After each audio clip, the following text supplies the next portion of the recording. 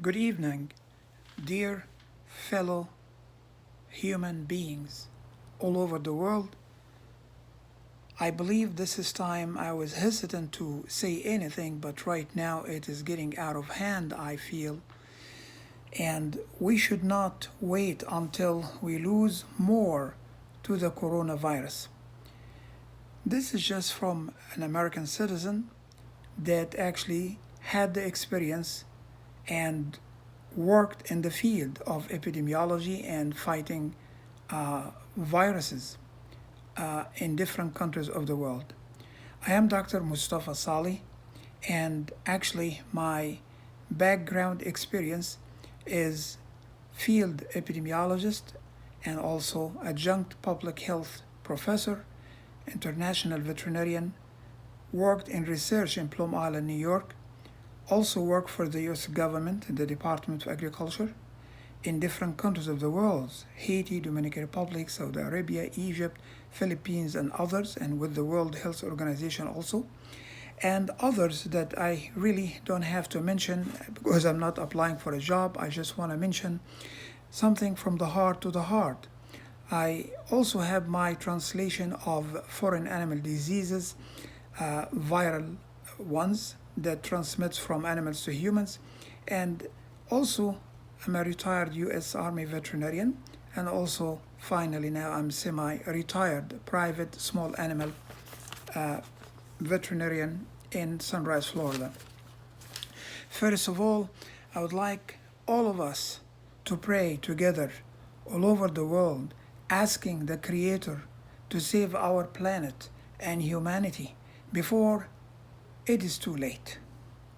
As you all know, the virus is much more democratic than any of us. Why? Because he does not distinguish between any one of us: blacks, white, green, yellow, American, European, Asian, African. The virus does not distinguish between any. And so for this virus, very smart, the way he mutates to change his way of attacking us as human beings. So we need to do the same thing. We need also to leave all our differences behind us and fight together and unite to conquer that virus. Therefore, I'm just talking from my heart as a citizen, American citizen, and as a human being, of course, and as a Muslim. Please unite us, Mr. President, under one umbrella of protection through your executive order to lock down the whole country, the whole nation, all the states. We are one, not 50, in this situation. So we need not to mitigate the virus in one by one state. We need to move faster than the way the virus moves. We need to support our frontline younger and older physicians, nurses, and administrators and technicians that actually sacrificing their life to protect us as American and as humans. Now, with this said, we need to focus on the lives, not on how good the economy is under your leadership, Mr. President. Because if people are sick and died, there would be nobody left to work, and also no one guaranteed will be a president. Please, Mr. President, we know you're working very hard. No one can deny that, and the administration around you. We thank all of you, but you don't need us to thank you. This is your job, and the people around you in the White House and the administration. And we're not saying they're not working hard. They're working very hard under your leadership. However, you need nobody to pat you on the back. This is your responsibility. And you let us know what we can do, and we will do everything possible to save America and to save the humanity. So we need actually from your leadership is to inspire us, inspire people around you, and inspire everybody, and never take anything personal. Don't have that thin skin, Mr. President. You are the example to all of us, and we need to follow your leadership. Actually, you're doing a great job. Mr. President, we don't have to remind you with that because you are.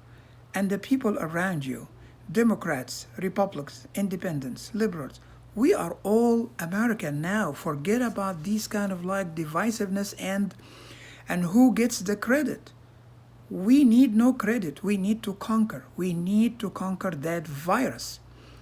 But the problem is when you move with the administration one step forward, the virus moves 100 steps ahead of us.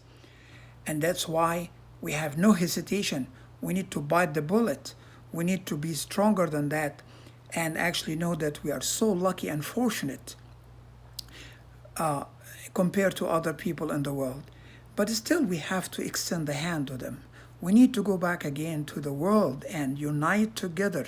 Send your scientists, Mr. President, to China and to any country that proved, Singapore or other, that proved that they have succeeded and accomplished success in conquering and competing and finishing or destroying the virus.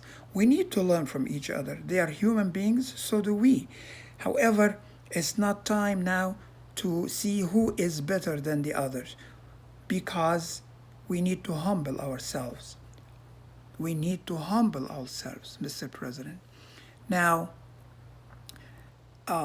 what I want to say, another thing, you may not be happy to hear it, but this is truth.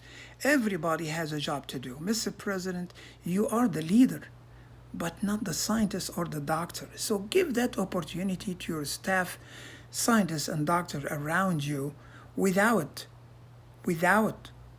making them feel that they should say and repeat whatever you say. When they say something, you don't have to comment on it. Let them be responsible in front of the whole world, in front of us as Americans. We cannot judge you by them and the other way around also. Mr. President, please stop pickering with others that are frustrated from not receiving their protective gears to be able to do their job. Not frustrated from you or we are upset from you. It is just the lost family members maybe, and also they see people that die every day between their hands without having their protective gears or enough to protect them from contracting the disease and feeling so bad. Please humble yourself, Mr. President. Please, we know that you are genius, truth. However, your genius is not in the field of medicine. It's another field. God gave every one of us an opportunity to be genius in one field, or maybe more. Maybe you are lucky to have more than anyone, but that's not the field that you should be actually showing your genius abilities. Mr. President, show your citizen that you have empathy. Empathy. Empathy. And not every reporter will be against you. You are the leader. Since I immigrated to USA, June 14, 1977, and I voted as American, not as Democrat or Republican or Independent, only voted as American, and choose who is the best for our future and our prosperity. Mr. President, we know you are sincere, so stop tweeting because you get misunderstood. Well, I'm not going to leave the media alone without commenting on their behavior also. Please, it's your role to educate the public without blaming anyone. That's not good enough only to criticize, but actually we need to get rid of the virus united. Let us be united and show us respect and show yourself respect to the president, his cabinets, and the minds of American citizens. Cause the whole world is watching and the history clock is ticking.